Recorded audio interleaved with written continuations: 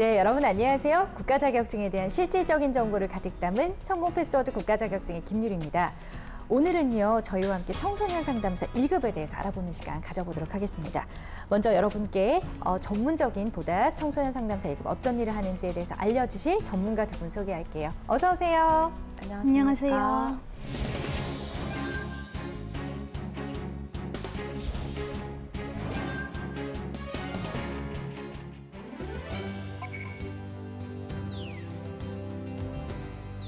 안정적인 평생 직업을 찾는 가장 빠른 길 국가 자격증. 오늘은 청소년 상담사 1급에 대해서 살펴보도록 하겠습니다.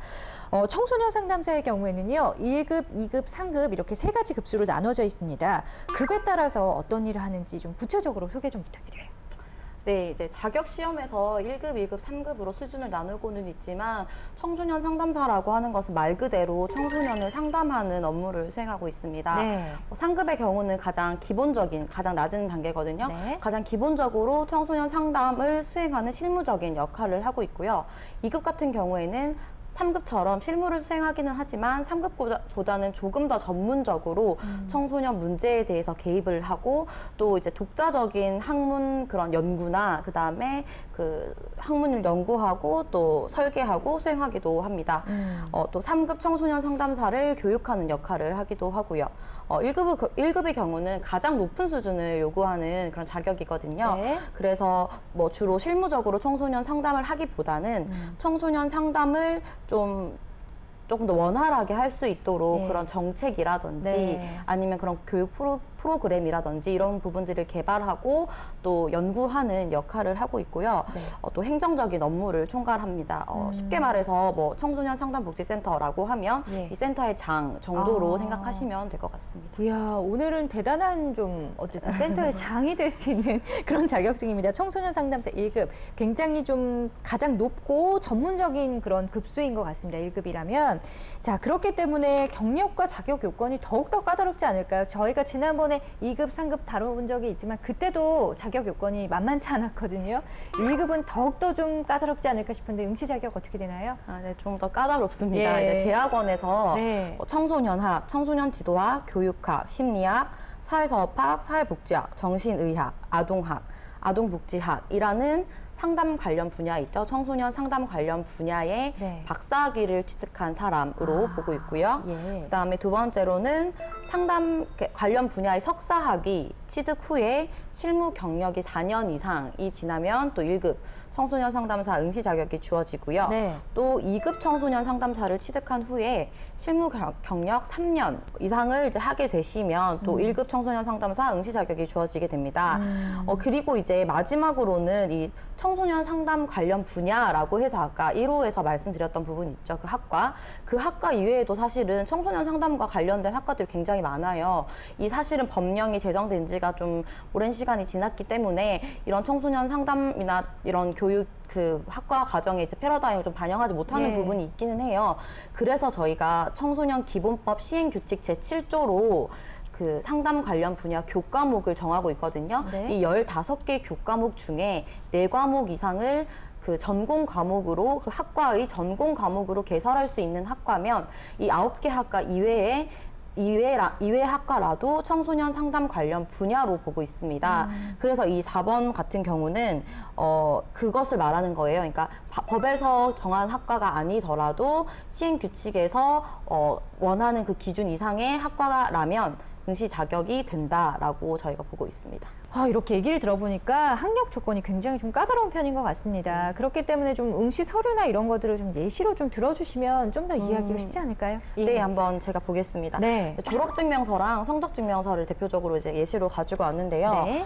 졸업증명서를 먼저 보시면 여기 졸업일자, 그 다음에 소속과 전공이 나와 있습니다. 네. 소속을 보시면 심리학과고요. 전공은 심리학입니다. 제가 아까 말씀드렸던 9개 학과 중에 심리학이 포함이 되어 있잖아요. 네. 이런 경우에는 이 심리학과 졸업증명서, 그러니까 지금 1급 같은 경우에는 박사학위 졸업증명서겠죠. 이 증명서를 제출해 주시는 것만으로 응시 자격 서류 심사에서 통과하실 수 있는 부분이고요. 그 이외에 제가 그 시행규칙 제7조를 보고 4과목 이상 개설할 수 있는 학과를 말씀을 드렸잖아요. 네. 그 학과의 경우 조금 더 까다롭습니다. 이 졸업증명서를 제출을 해주시고 9개 학과가 아니기 때문에 이 다른 방법으로 이제 증빙을 해주셔야 되잖아요. 네. 그럴 경우에는 이 성적증명서 혹은 커리큘럼, 학과의 본인 학과의 커리큘럼을 제출해서 어떤 수업을 들었다. 그렇죠. 그 4과목이 그 시행규칙 제7조의 15개 과목 중에 네. 4과목이 네. 포함이 되어 있는지를 저희한테 증빙을 해주셔야 돼요. 그래서 이렇게 성적증명서나 아니면 학과의 커리큘럼을 제출해서 네, 확인을 받으실 수가 있습니다. 네, 그리고 또 네. 실무 경력도 있거든요. 네. 실무 경력 같은 경우에는 1급 같은 경우에는 석사학위 취득 후에 실무 경력 4년이 필요해요. 네. 그렇기 때문에 1년을 기준으로 대면 상담 50회, 그리고 집단 상담 24시간, 네. 그리고 심리 검사 10사례 이상을 하셔야 돼요. 1년 기준으로. 이게 총 4년치가 네. 있어야 되니까 다 네. 곱하기 4를 해주셔야죠. 네. 그런 실무 경력 증명서, 그다음에 만약에 2급을 취득하시고 실무 경력 3년으로 응시를 하실 거면 똑같은 기준으로 곱하기 3을 해서 총 그 상담 그 사례와 실무 경력 증빙 서류를 작성을 하셔가지고 저희 쪽으로 이제 제출을 해주셔야 됩니다. 네, 어쨌든 서류를 좀 증빙 서류가 좀 많기 때문에 꼼꼼하게 다 챙겨서 이제 제출을 하셔야 될 것 같아요. 서류가 좀 까다롭잖아요, 네, 심사가. 엄청 예, 까다롭습니다. 알겠습니다. 이렇게 뭐 얘기만 들어도 대충 이해가 가시지만 또 실제로 현장에서 어떤 업무를 하는지를 보면 좀 더 이해하기가 쉬우실 것 같아서 저희가 현장 모습 담아왔거든요. 지금부터 화면으로 만나보시죠.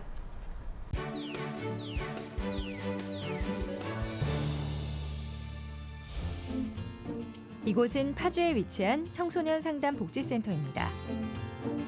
청소년을 보호 선도하고 건전한 생활을 지도하는 업무는 물론 수련 활동을 통해 다양한 환경을 지원하는 역할을 하는데요.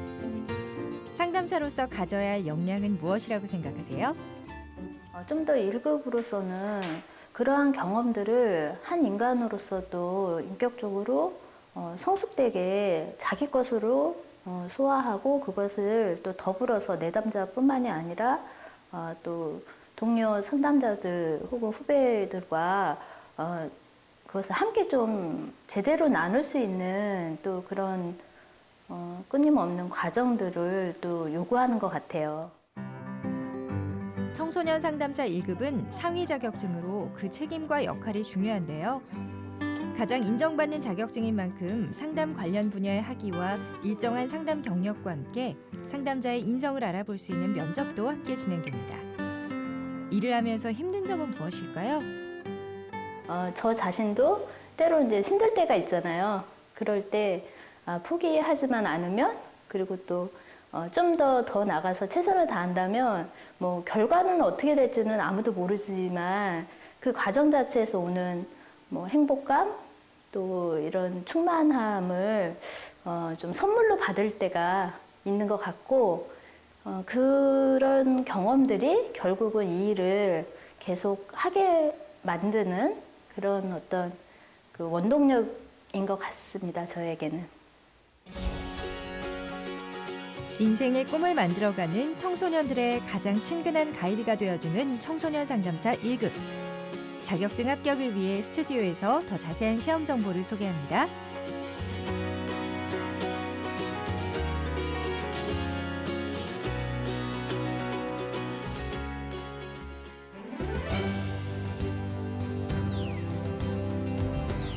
네, 지금부터는 합격을 위한 구체적인 공략법에 대해서 알아보도록 하겠습니다. 그 전에 먼저 시험 시기와 난이도는 어떻게 되는지부터 한번 살펴볼게요. 네, 시험 시기는 올해부터 하반기로 변경이 되어서요. 네. 2016년 제15회 필기시험이 지난 10월 1일자로 시행되었고 그리고 면접시험이 12월 17일, 18일 양일간에 걸쳐서 시행되었습니다. 네. 시험 시기가 이렇게 하반기로 변경되는 이유는 학생들이 주로 시험을 보는 경우가 많이 있는데요. 그러다 보니까 2월에 졸업하는 학생이 많기 때문에 시험 시기가 하반기로 변경이 되면 졸업 시즌에 자격증을 바로 취득할 수 있게 되어서 취업에 활용을 할 수가 있습니다. 그럼 지금부터 이제 본격적으로 필기시험 대비를 좀 해봐야겠죠. 자, 여러 가지 이제 필수 과목과 또 선택 과목이 있습니다. 먼저 필수 과목부터 살펴보도록 할 텐데요. 상담사 교육 및 사례 지도라는 과목이거든요. 어떤 과목이고 출제 경향은 어떻게 되나요? 네, 상담사 교육 및 사례 지도라는 과목은 상담자들이 이제 훈련을 받아야 하거든요. 예. 1급이기 때문에 슈퍼비전이라는 거를 시행을 하는데요. 네. 그런 슈퍼비전의 일환으로 상담 능력과 전문성을 증진시키기 위해서 어떤 발달 단계에 따라서 효율적인 슈퍼비전 유형과 방법, 그리고 슈퍼비전에서 다루어야 할 요소와 절차를 평가하는 과목입니다. 슈퍼비전이 어떻게 상담을 하기 뭐 커리큘럼이나 시스템 같은 걸로 보면 되나요? 예. 이제 슈퍼비전이라는 거는 그 상담을 더 위에서 보는 상담이라고 보시면 되는데요. 네. 일반적으로 상담자와 내담자가 상담을 하고 있으면 그 위에서 이거를 어떻게 하면 좀 더 효과적으로 갈지, 예. 그리고 상담자가 본인의 문제 때문에 내담자의 문제를 제대로 보지 못하는 경우가 있거든요. 그거를 더 높은 수준에서 선생님 상담자라고 해야 되나요? 네. 선생님 상담자님께서 네. 그 상담 사례에 대해서 조언도 해주시고 상담이 잘 진행될 수 있도록 도와주는 역할이라고 보시면 되겠습니다. 상담자들의 선생님 그런 역할을 하는 어쨌든 그런 역량들을 좀 평가하는 과목이라고 보시면 되겠습니다. 자, 그럼 이해를 돕기 위해서 상담사 교육 및 사례 지도 기출문제 한번 풀어볼게요. 네, 다음 설명에 해당하는 슈퍼바이저의 역할은 이라는 문제입니다. 수련생이 전략과 개입 방법을 자유롭게 제안하도록 격려한다. 수련생이 제시한 전략과 개입 방법에 대해 대안을 제시한다. 슈퍼비전 회기를 수련생이 구조화하게 하고 슈퍼비전에서 무엇을 원하는지를 밝히도록 한다. 네, 정답은 어떻게 되나요? 이 문제의 정답은 2번 자문가입니다. 자문가. 네. 슈퍼바이저가 지금 나와 있는 역할을 다 하거든요. 예. 그런데 그 중에서도 본문에서는 자문가를 묻고 있는데요. 네. 자문가는 슈퍼바이지라고 하는데 슈퍼바이지 혹은 수련생이라고도 하는데요. 그 수련생이 상담 전략과 개입 방법을 자유롭게 제안하도록 격려를 하고, 그러니까 가르치는 거라면 교사의 역할인데 여기서는 네. 자유롭게 어떤 행동을 하도록 했고, 조언만 해주는 정도. 네. 그래서 뭐 교사라던가 상담자는 그 수련생이 자신의 문제를 좀 들여다볼 수 있도록 하는 역할인데 지금 해당 본문에는 해당이 되지 않고요. 네. 그다음에 평가자는 수련생의 상담 결과를 평가하는 역할인데 여기서는 그런 부분이라고 보기는 어렵고, 관리자는 뭐 행정 슈퍼비전에서 주로 네. 하는 건데 여기서는 그냥 수련생이 자신이 조금 더 적극적으로 어떤 문제를 해결할 수 있도록 도와주는 역할이기 때문에 자문가가 올바른 역할입니다. 네, 이렇게 뭐 슈퍼바이저의 역할이 다양한데 이 특성을 다 알고 있으면 문제를 좀 풀기가 수월할 것 같습니다. 네. 자, 계속해서 다음 과목입니다. 이번에는 청소년 관련 법과 행정입니다. 자, 법과 행정. 좀 복잡한 문제일 것 같아요. 예, 어떤 과목인가요? 네, 이 과목은 말 그대로 청소년 관련 법이라는 네. 파트랑 청소년 관련 행정이라는 파트를 모두 다 아우르는 과목입니다. 그래서 청소년 상담 관련 법에 정해져 있는데요. 그 여러 가지 법규 및 그에 따른 행정 체계의 기능과 그리고 성격, 그리고 그 연계 체제에 대한 이해 정도를 평가하는 과목입니다. 네. 자, 어쨌든 뭐 법률 같은 경우에는 좀 이해도 하고 암기도 필요한 그런 과목이기 때문에 좀 더 좀 디테일하게 들여다볼 필요가 있을 것 같습니다. 역시 기출문제를 풀면서 한번 얘기 나눠보죠. 청소년 복지 지원 법령상 청소년 복지 시설에 해당하는 것을 모두 고른 것은 네. 여기서 답은 니은, 리을, 미음 3번입니다. 예. 이것은 암기를 하지 않으면 사실 조금 해결하기가 어려운 문제인데요. 그렇겠네요. 청소년 복지 지원 법령상 청소년 복지 시설이 있고 청소년 복지 지원 기관이 있습니다. 그래서 니은과 리을과 미음은 청소년 복지 시설에 해당하고요. 네. 나머지 기역과 디귿은 청소년 복지 지원 기관에 해당합니다. 정말 헷갈리겠다. 그렇죠? 자, 어쨌든 복지시설과 지원기관이 따로 있기 때문에 그걸 좀 명확하게 구분하셔야 이 문제를 풀 수가 있겠습니다. 계속해서 다음 과목은요. 상담 연구 방법론의 실제라는 과목입니다. 어떤 과목이고 시험 준비 어떻게 하면 좋을까요? 네, 상담 연구 방법론의 실제 과목은 청소년 상담사 2급에 나오는 상담 연구 방법론의 기초 과목과 유사한 영역에서 출제가 되고 있는데요. 네. 아무래도 2급이 조금 연구 방법론의 기초, 뭐 이론적인 기초 부분이 조금 더 많이 출제된다면 이 1급의 상담 연구 방법론의 실제는 효과를 실제적으로 검증하고 또 좋은 상담 프로그램을 개발하고 어떻게 그 효과를 측정할 것인지를 좀 더 심도 있게 다루는 과목이라고 보시면 되겠습니다. 검증하고 개발하는 심도 있는 과목이다라고 정리를 하면 될 것 같은데, 자, 역시 기출문제 한번 풀어볼게요. 네, 두 프로그램의 상대적 효과를 검증할 때 연구 대상의 성별에 따른 효과 차이를 통제하는 방법은? 이라는 문제입니다. 자, 정답은 어떻게 되나요? 네, 정답은 2번. 연구 대상을 여성 또는 남성으로 제한한다인데요. 네. 이 문제에서는 성별에 따른 효과 차이를 통제하고 싶다. 그러니까 성별의 효과가 아니라 정말로 내가 쓰는 이 프로그램의 진실한 효과를 검증하고 싶을 때 남녀 따지지 않고. 남녀 예. 따지지 않고 예. 그렇게 할 때 이 차이를 어떻게 연구 방법적으로 통제를 할 수 있을까 하는 문제인데요. 연구 대상을 여성 또는 남성으로만 제한을 하면 네. 순수하게 이 프로그램 효과가 검증이 가능하고 성별에 따른 효과는 통제가 됩니다. 되게 지문만 봤을 때는 되게 복잡하고 헷갈리지만 좀 이럴 때는 단순하게 생각을 해야 될 것 같습니다. 그렇죠? 어쨌든 여성, 남성을 좀 제한을 했을 때 좀 성별에 따른 효과 차이를 통제할 수가 있겠네요. 이렇게 해서 저희가 이제 필기시험에 대해서 쭉 살펴봤는데요. 사실 청소년 상담사 1급 경우에는요, 필기와 면접에만 합격했다고 합격하는 것이 아니라고 합니다. 최종적으로 이제 서류 심사가 통과해야 합격이 되는 건데, 이제 서류 심사의 기준이 따로 있을까요? 응시 자격은 크게 학력과 경력 두 부류로 나눕니다. 학력의 경우에는 법령에서 정하고 있는 그 9개 학과, 그리고 아까 상담 관련 분야 학과의 네. 기준 말씀드렸잖아요. 그것에 이제 박사학위 취득 증명서를 제출해 주시면 되고요. 그 다음에 경력의 경우에는 청소년 상담사 2급 자격증 취득 후에 실무 경력 있으시고, 그 다음에 학력 플러스 경력의 경우에는 석사학위 취득 후에 실무 경력 4년 이상이시면 1급에 응시하실 수 있고, 네. 이 증빙 자료를 첨부해서 제출해 주시면 되겠습니다. 학력과 경력 두 부류로 나뉜다고 하니까 이거 꼼꼼하게 체크를 하신 후에 이제 서류 심사를 이제 넣으시면 될 것 같아요.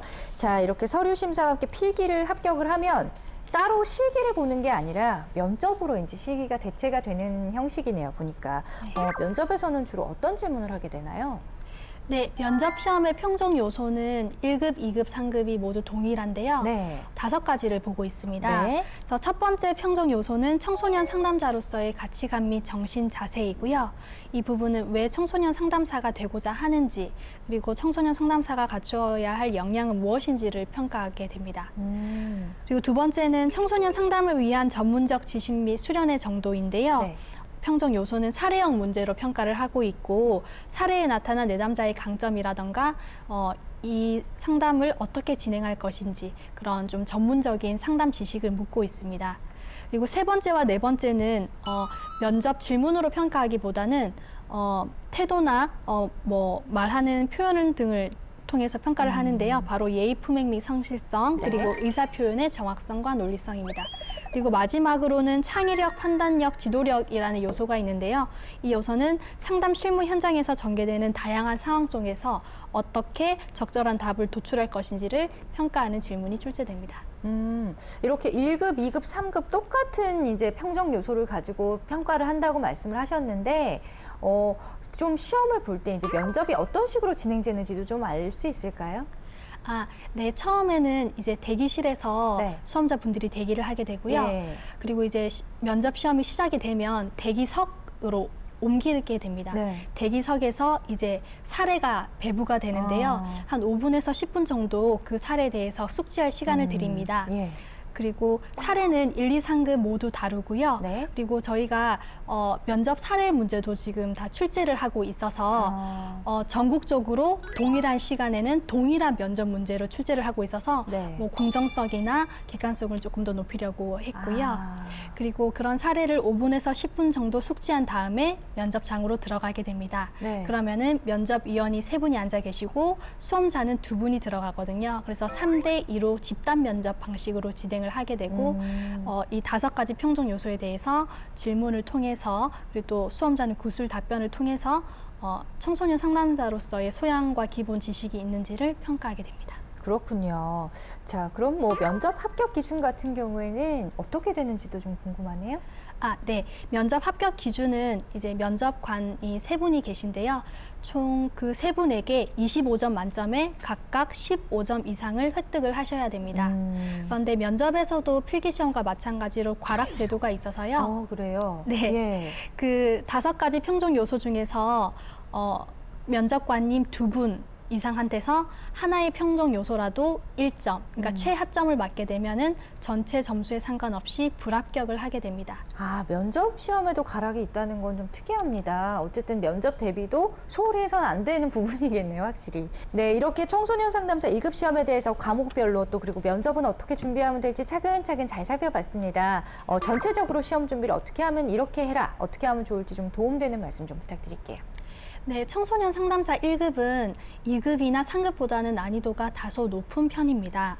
그리고 그 중에서도 가장 수험자분들이 어려워하는 과목이 상담 연구 방법론의 실제라는 과목인데요. 네. 이 과목에서 40점 미만을 얻게 되면 총 평균 점수에 관계없이 불합격이 되는 과락 제도가 있기 때문에 이 과목에서 과락이 나지 않도록 조금 체계적으로 꼼꼼하게 준비하시는 것이 필요합니다.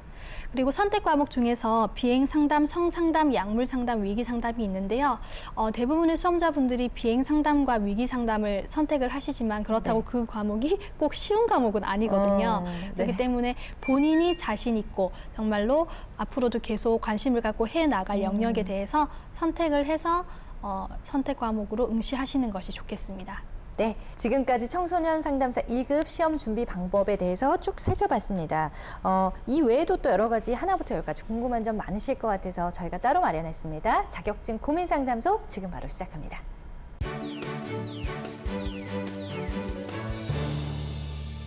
자격증 고민 상담소는 준비하고 있는 자격증에 대한 세세한 고민까지 함께 알아보는 시간입니다. 오늘은 청소년 상담사 1급 준비하는 분들 어떤 고민하고 계신지 지금부터 하나하나 살펴볼게요.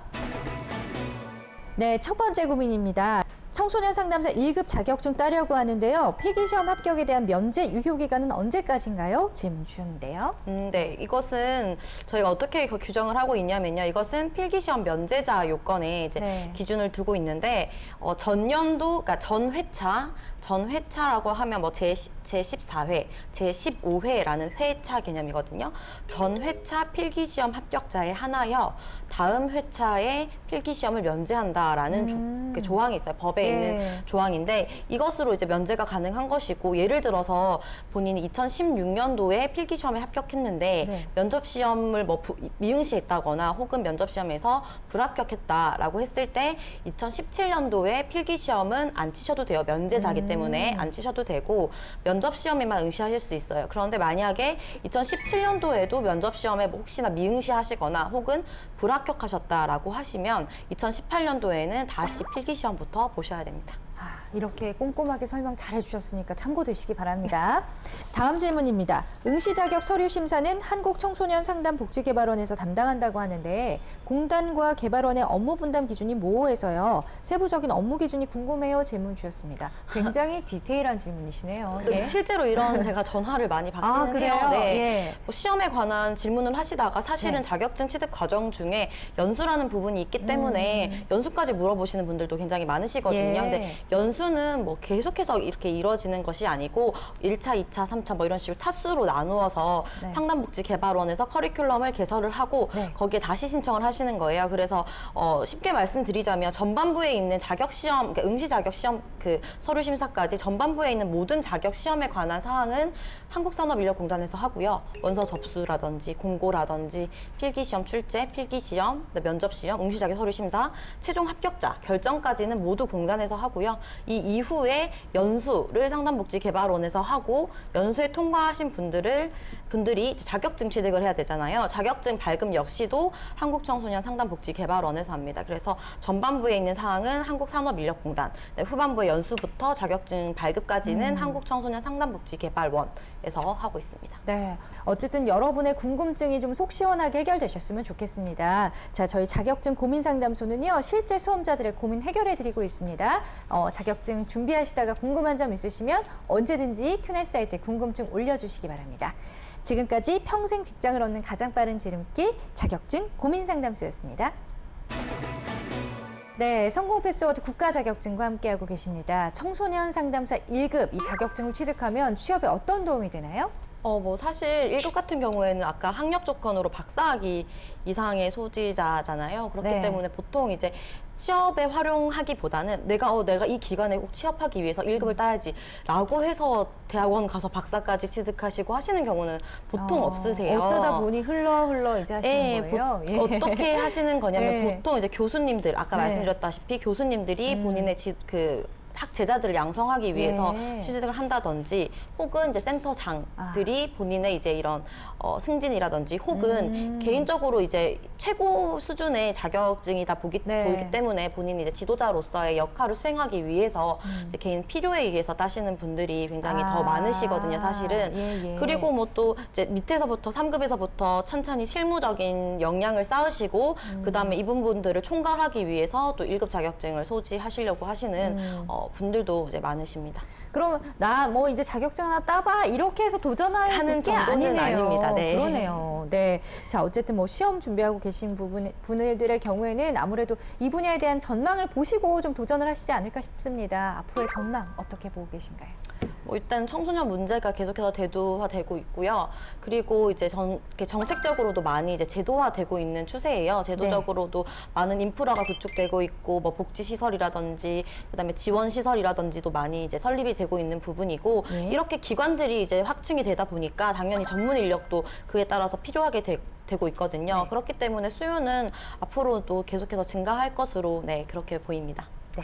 오늘 청소년 상담사 1급 취득을 위해서 도움되는 이야기 굉장히 많이 해주셨습니다. 끝으로 합격을 위한 조언 한 말씀씩 부탁드릴게요. 네, 청소년 상담사가 최근에는 이론뿐만 아니라 실무를 또 충분히 가지고 있는지를 검증을 하고 있습니다. 그래서 사례형이나 현장 실무형 문제가 많이 출제되고 있는데요. 그리고 면접에서도 사례형 문제를 통해서 이분이 청소년 상담자로서 기본적인 소양과 능력이 있는지, 그리고 슈퍼비전에 대한 능력이 있는지를 평가하고 있고, 또 2, 3급과는 달리 1급의 면접시험 합격률이 60에서 80%로 다소 낮은 수준입니다. 그렇기 때문에 청소년 상담에 대한 실무 능력을 아무래도 2, 3급보다 좀 더 충실히 갖추시는 것이 필요합니다. 제가 많이 이제 상담을 하게 되면 이제 이렇게 준비하시는 분들이 사실 1급은 떨어져서 다시 준비하시는 분들이 굉장히 많으세요, 면접에서. 그렇기 때문에 이런 부분에 본인이 어떤 부분이 부족하다라는 부분을 좀 인지를 하셔야 되고, 특히 저희가 뭐 평정 요소에 따라서 사실은 이렇게 평가를 하기 때문에 이런 기준이라든지 우리가 공개하고 있는 출제 영역이나 그다음에 평정 요소라든지 이런 부분들은 본인이 먼저 꼼꼼하게 확인을 체크를 하시고, 이런 부분에서 평가를 하구나라는 부분을 숙지를 하시고 시험에 응시하는 것과 그런 부분들을 모르시고 그냥 그 면접에 참여를 하시는 것은 굉장히 많이 차이가 있거든요. 그래서 그런 부분들을 미리 챙기시고 공부를 준비하시는 게 한 가지 좋은 방법이라고 저는 생각합니다. 자, 이렇게 해서 두 분께서 함께하면서 지금까지 청소년 상담사 1급에 대한 자세한 정보 알아봤습니다. 오늘 좋은 정보 전해주셔서 감사합니다. 감사합니다. 네, 최근에 뭐 신문이나 방송 매체를 보면요, 청소년들의 집단 따돌림, 학교 폭력 등 청소년 문제가 계속해서 나오고 점점 그 심각성이 더해지고 있는 것 같습니다. 따라서 인생에서 가장 중요한 청소년 시기의 상담에 대한 필요성과 함께 청소년 상담사에 대한 수요도 더욱 증가하고 있는 것 같은데요. 이 청소년 상담사라는 직업은 무엇보다 청소년의 유익한 환경을 위해서 노력하는 직업이니만큼 책임감과 사명감을 가지고 좀 도전해야 되는 분야가 아닐까 싶습니다. 자, 평생 직업으로 가는 가장 빠른 길, 국가 자격증 취득을 위해서 가장 명쾌하고 친절한 가이드가 되어드리는 성공 패스워드 국가 자격증. 오늘 준비한 소식 여기까지입니다. 저는 다음 이 시간에 다시 찾아올게요. 여러분 고맙습니다.